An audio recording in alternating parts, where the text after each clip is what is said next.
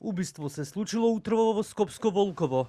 Кираџија со неколку истрели го убил сопственикот на куќата во која живеела, го повредил и неговиот малолетен син, пошто се самоубил.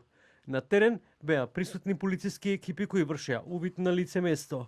Од Министерството за внатрешни работи го потврдија случајот и информираат дека околу 9 часот во СВР Скопје било пријавено дека во село Волково, Скопско, имало пукање од огнено оружје, при што неколку лица биле повредени. Полициски службеници излегле на местото и било констатирано дека РЦ и МН од здобиените повреди починале на местото.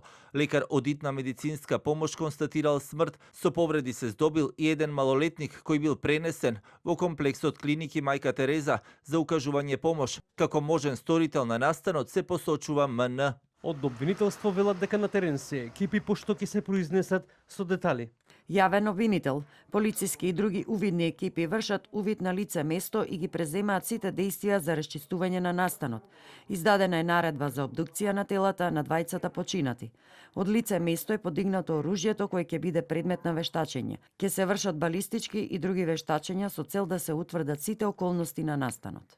Повредениот малолетник е хоспитализиран на Карел, потврди директорката на клиниката која рече дека истиот е во стабилна состојба. Примен пациент кој што е од огнестрелно оружје, во моментот се прават исследувања кај тој пациент.